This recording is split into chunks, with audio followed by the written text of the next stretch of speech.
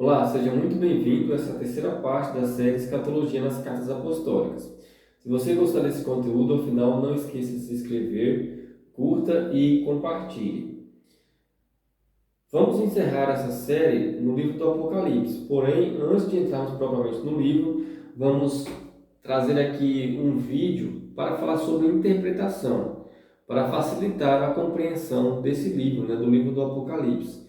Nós vamos falar pouco nele, porém é necessário nós termos noções de interpretação para entendermos os símbolos, as figuras, todas aquelas informações que o livro do Apocalipse nos traz. Vamos falar das quatro abordagens principais, que é a literal, figurado, alegórica e simbólica, e alguns aspectos dessas interpretações. Vamos apresentar alguns textos, trazendo alguns modelos de como usar essas abordagens para fazer a interpretação. Nós vamos começar falando do sentido literal, O sentido literal, como que se faz para interpretar, Como que se interpreta o sentido literal? A própria palavra já diz. Literal quer dizer o quê? Que reproduz um texto palavra por palavra, tomando ao pé da letra. Ou seja, aquilo que está escrito é o que realmente o texto quer dizer, Literalmente. Essa é a literal. Importante destacar aqui na questão da interpretação literal. A Bíblia é um livro literal, Todos os assuntos da Bíblia são literais. Então, por que existe a interpretação figurada, literal e simbólica, Por que existem essas outras abordagens? Por causa do uso das formas de linguagem, das formas das palavras, do uso de como transmitir a informação. Porém, nós vamos identificar o quê? Tanto a interpretação alegórica, a figurativa e a simbólica sempre vão convergir em alguma coisa literal, em alguma informação literal. Senão ela fica sem sentido, sem uso prático, Fica vazia, E por a Bíblia não ser um livro vazio, um livro literal, concreto, Que trata de tudo no tocante à vida, Todas essas interpretações à parte vão convergir na interpretação literal, que é a principal. A principal interpretação do texto bíblico, da mensagem bíblica, é a literal. Figurado, O nome figurado significa o quê? Não literal. Ele usa metáforas para comunicar uma informação, Para comunicar algo literal. Usa uma metáfora para indicar algo literal, Alegoria, figura de linguagem que consiste em apresentar uma coisa para dar ideia de outra, Simbologia, ficção. E o símbolo, O que significa um símbolo? O que representa ou substitui outra coisa. Então, o símbolo, ele é a representação de algo literal, Mas ele tão somente é um símbolo. Ele não tem vida própria, Ele representa algo literal, Então, vamos dar seguimento falando passo a passo de cada um desses métodos, Vamos falar só dos três, Vamos falar do figurado, do alegórico e do simbólico. Pelo fato de essas três interpretações convergirem na interpretação literal.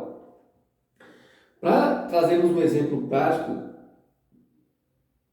desse tipo de interpretação, nós vamos recorrer a Isaías, o livro do profeta Isaías, no capítulo de número 5.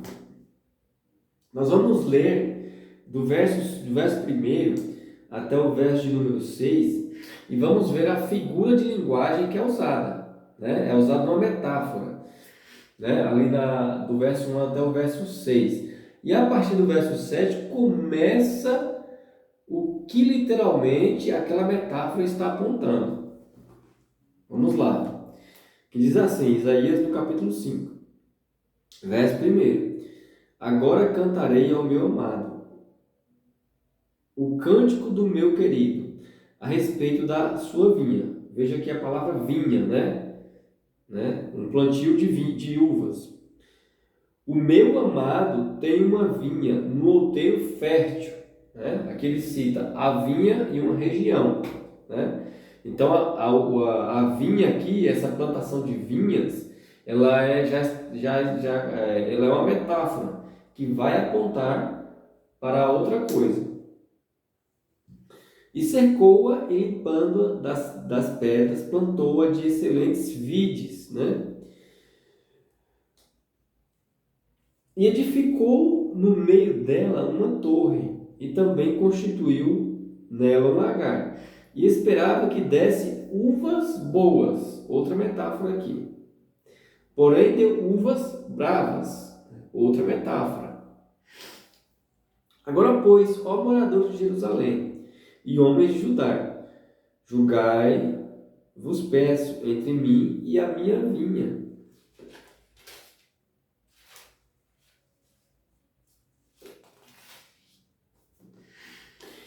Que mais se podia fazer a minha vinha, que eu lhe não tenha feito?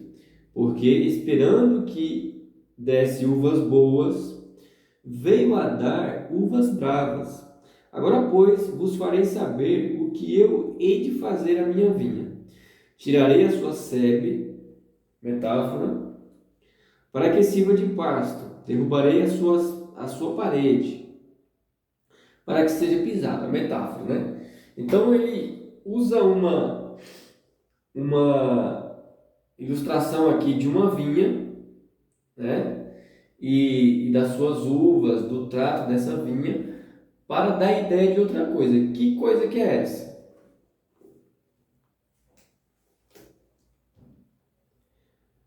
Verso 7.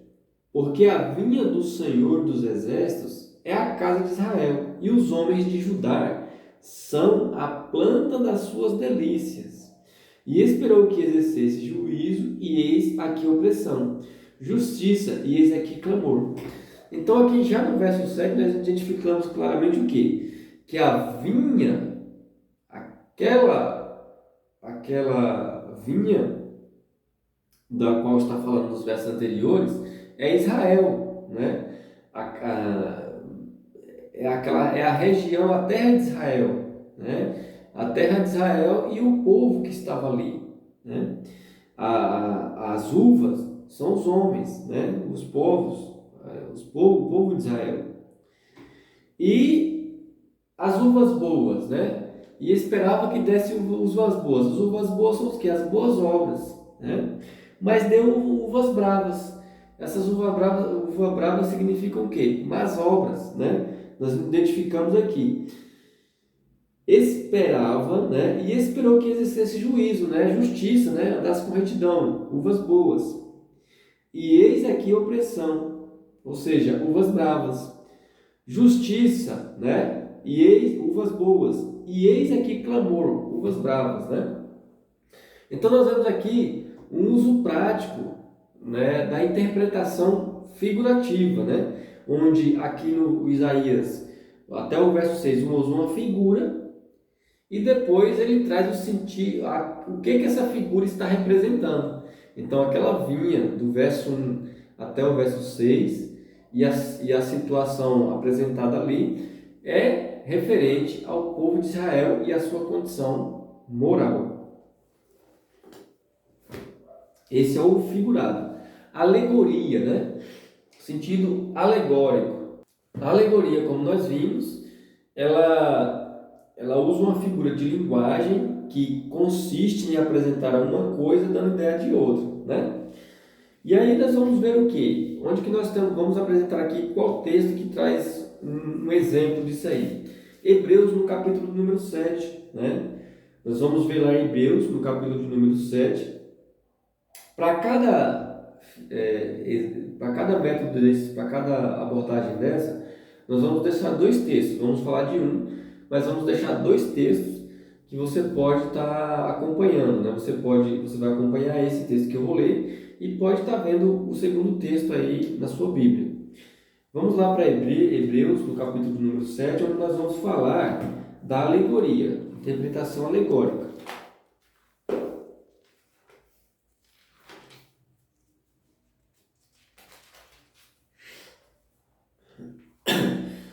Do que esse texto está falando? Hebreus capítulo 7 vai falar do sacerdócio de Cristo.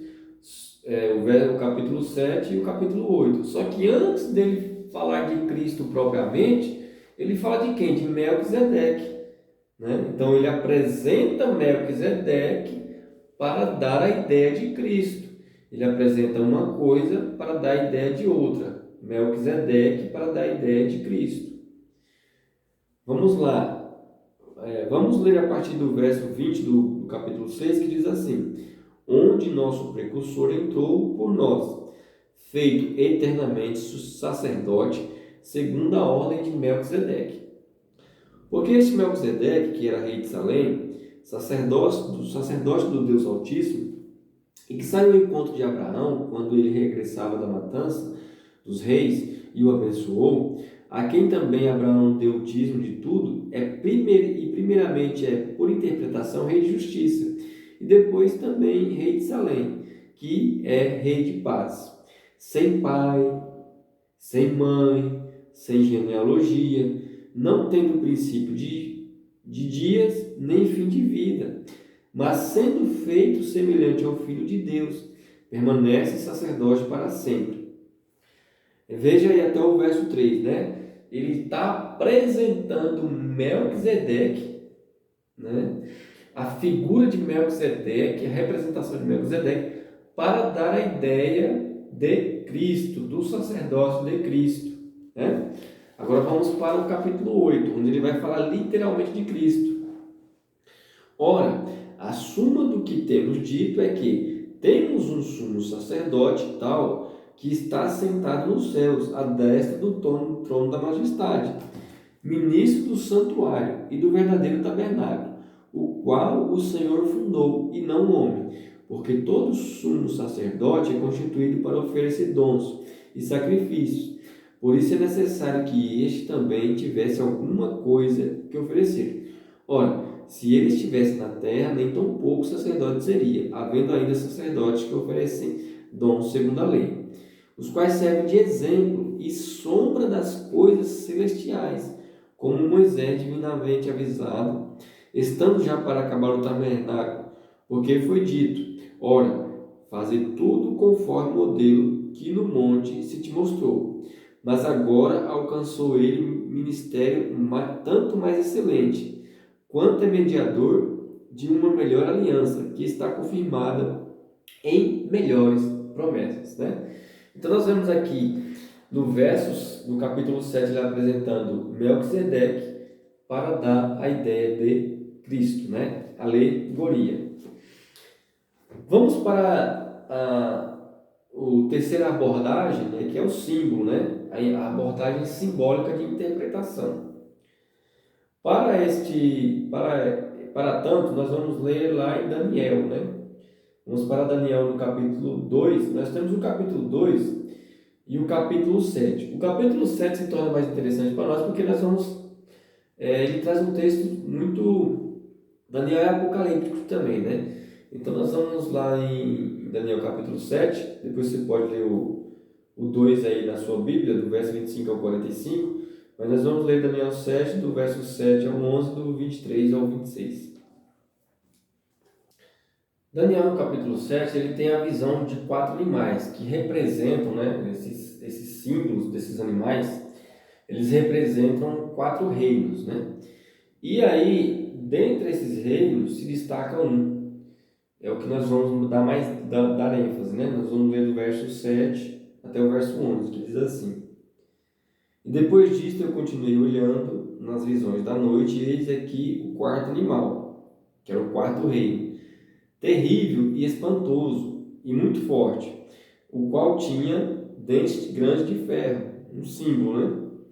Ele devorava e fazia em pedaços, e pisava os pés do que sobejava.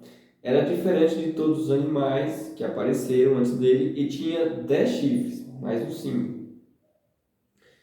Animal, dente de ferro, 10 chifres.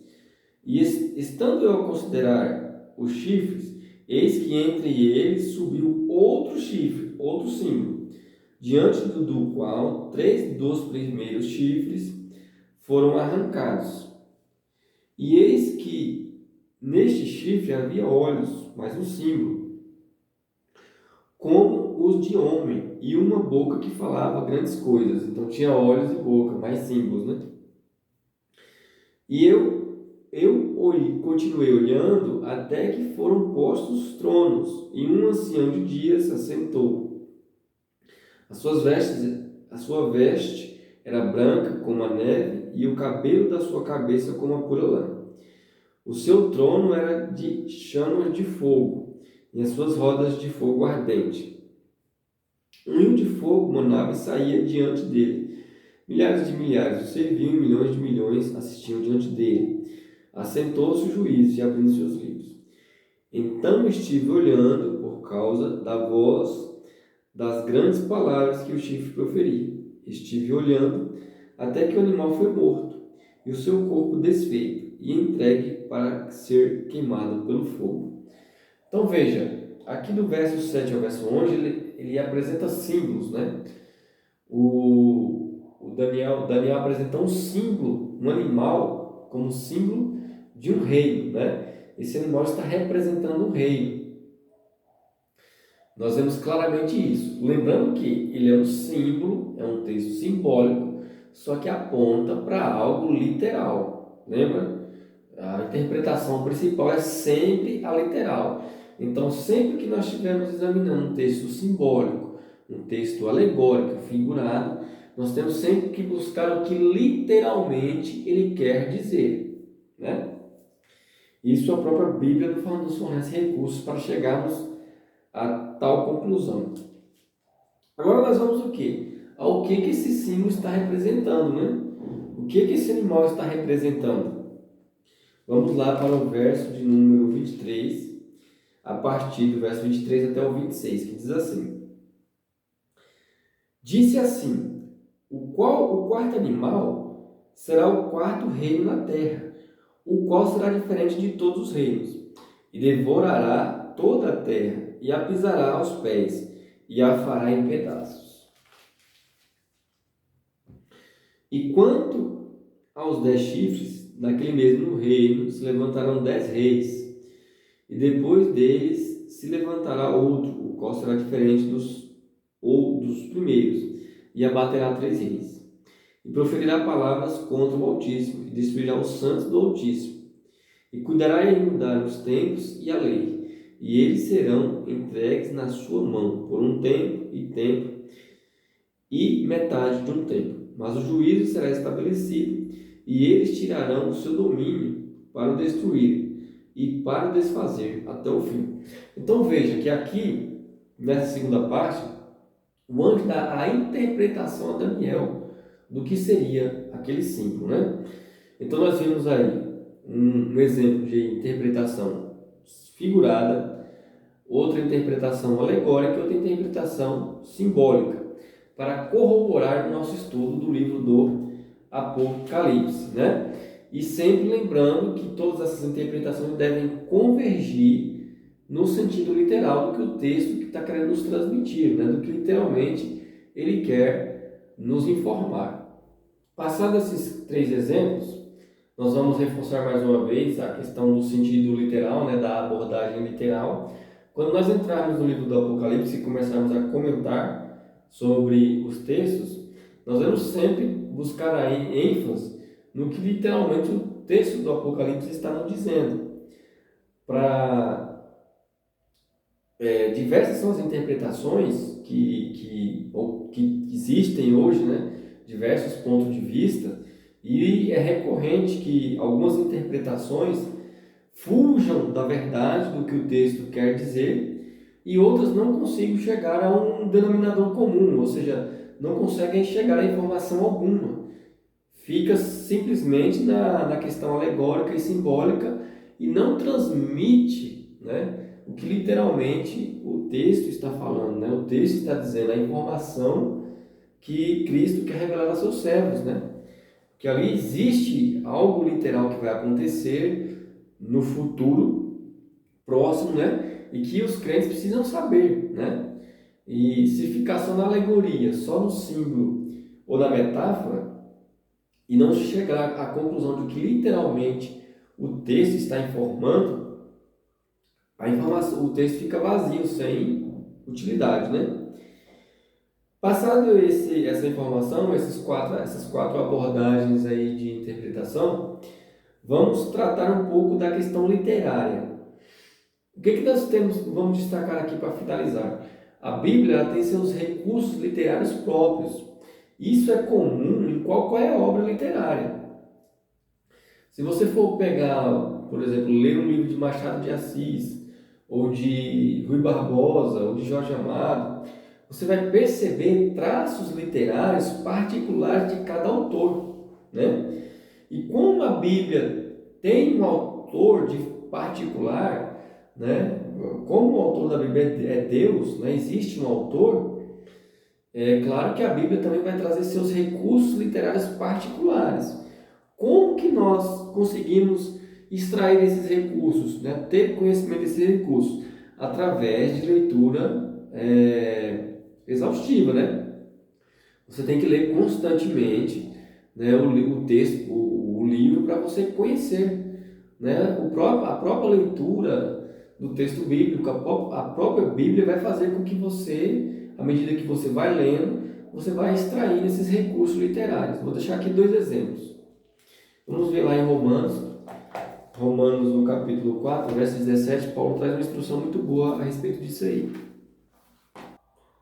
Romanos 4, 17 diz assim: como está escrito, por Pai de muitas nações te constituí, perante aquele no qual creio, a saber, Deus, o qual vivifica os mortos, e chama as coisas que não são como se já fossem. Veja aqui um recurso literário. E chama as coisas que não são como se já fossem. Veja o que diz anteriormente. Olha, veja o que diz as Escrituras lá no Antigo Testamento, no Gênesis. Por Pai de muitas nações te constituí. Ou seja, a bênção de Abraão ainda não tinha chegado até nós, ia chegar milênios depois. Só que Deus fala a Abraão dessa promessa como se já tivesse acontecido, né? Ele diz assim, como se já tivesse em andamento, acontecendo, né? Por Pai de muitas nações te constituí. Pronto, acabou, né? Então ele fala de uma coisa que não era como se já fosse. Outro exemplo disso aí é Isaías, no capítulo 53, né? Onde está escrito, certamente ele tomou sobre si as nossas enfermidades. Ou seja, Isaías fala de uma coisa 700 anos antes de acontecer, como se ela já tivesse acontecido. Outro recurso literário, né, que nós vamos ver, tanto nos profetas, muito nos profetas nós vamos ver, né, o uso de digressões, né, o profeta está tratando de um assunto e de repente ele para e usa o versículo para tratar de outro assunto, né, uma digressão, né, ele vai tratando de um assunto, aí no meio do assunto ele fala de outro assunto em um verso e depois dá sequência ao assunto que ele está falando. Ele usa digressões, né? Isso é comum também no texto bíblico, né? Então, esses são recursos particulares, né? Recursos literários particulares que a Bíblia tem e que você vai adquirir isso com a sua leitura cotidiana, né? À medida que você vai lendo, você vai adquirindo mais sobre os recursos literários. Então, nós encerramos aqui esse vídeo introdutório para o estudo do Apocalipse, né? Nós vamos ver no próximo vídeo. E fica assim também esse vídeo como subsídio para te ajudar a interpretar as Escrituras. Eu queria reforçar a você, se você está gostando do conteúdo desse canal, que você possa compartilhar, né? Se você achar que essa informação vai ajudar outras pessoas, curta, comente, compartilhe e vem para Cristo.